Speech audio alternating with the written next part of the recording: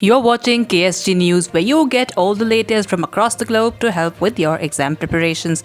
We begin with GS Paper 3. The Union Cabinet on 16th of March decided to set up a Development Finance Institution or DFI to finance long-term infrastructure projects, Finance Minister Nirmala Sitharaman announced. The government has already allocated 20,000 crore rupees in financial year 2022 during the budget 2021 to capitalize the institution. DFI will start with 100% government ownership and gradually brought down to 26% and will help in increasing long-term funds. Now, what does this mean? The proposed DFI will have 50% non-official directors. The finance minister mentioned that the DFI will have certain tax benefits for 10 years. The central government is also planning to issue some securities to the Development Finance Institution, by which the cost of funds will come down. All this will help DFI leverage initial capital and draw funds from various sources, and will also have a positive impact on the bond market in India. In her budget 2019 to 2020,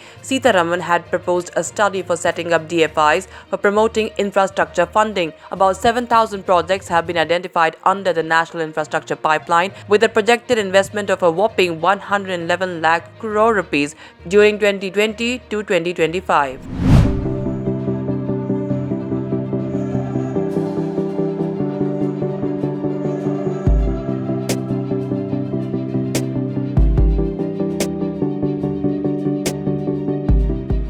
Shifting focus to GS Paper 2, Rajya Sabha on the 16th of March 2021 passed a bill to raise the upper limit for permitting abortions from the present 20 weeks to 24 weeks for special categories of women, including rape survivors, victims of incest, minors, and the differently abled. The Medical Termination of Pregnancy Amendment Bill 2020 to amend the Medical Termination of Pregnancy Act 1971 was passed by voice vote. The bill was passed by Lok Sabha about a year ago.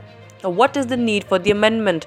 A 2015 study in the Indian Journal of Medical Ethics noted that 10 to 13% of maternal deaths in India are due to unsafe abortions. This makes unsafe abortions to be the third highest cause of maternal deaths in India. At present, women seeking to terminate the pregnancy beyond 20 weeks have to face the huge legal recourse, which leads to denying the reproductive rights of women. Obstetricians say that there are places which provide unsafe abortion services, which even lead to the death of the mother. The original law states that if a minor wants to terminate her pregnancy, written consent from the guardian is required. The proposed law has excluded this provision.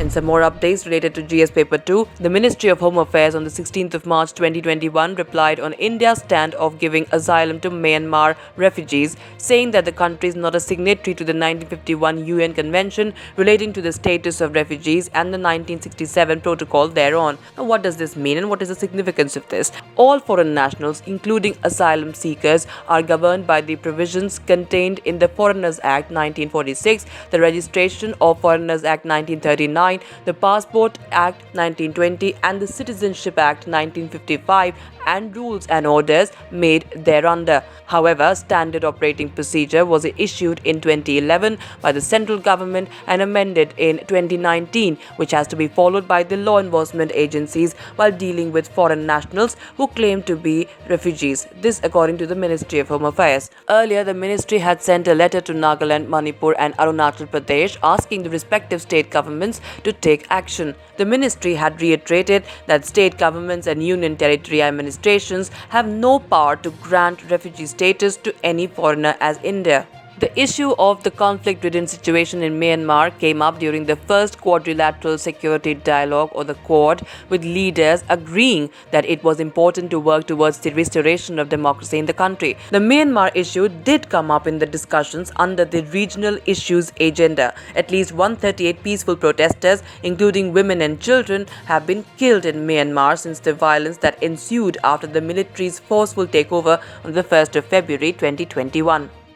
And now updates related to GS Paper 3. New Delhi was the world's most polluted capital for the third straight year in 2020, according to IQAir, a Swiss group that measures air quality levels based on the concentration of lung-damaging airborne particles known as PM 2.5. India was home to 35 of the world's 50 most polluted cities, according to IQAir's 2020 World Air Quality Report, which gathered data for 106 countries. The findings were based on the country's annual average of particulate matter PM2.5 airborne particles with less than 2.5 microns in diameter. Prolonged exposure to PM2.5 can lead to deadly diseases including cancer and cardiac problems. In 2020, New Delhi's average annual concentration of PM2.5 in a cubic meter of air was 84.1, the study said, more than double the level of Beijing, which averaged 37.5 during the year, making it the 14th most polluted city in the world. Despite an 11% reduction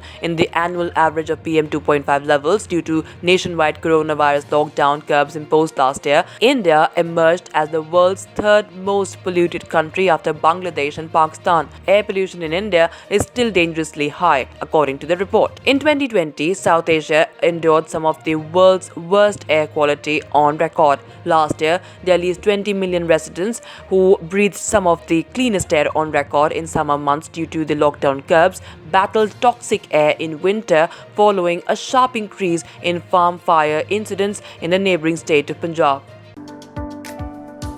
That's it in this edition of KSG News. Stay tuned for more such short, concise and informative videos. KSG India proudly announces the commencement of center batches for offline coaching at Delhi, Vijayanagar, Delhi, Rajendra Nagar, Jaipur, Bhopal and Indore centers, making sure students' health and safety and also the targeted approach towards UPSC Civil Services examination preparation. Visit www.ksgindia.com for batch queries.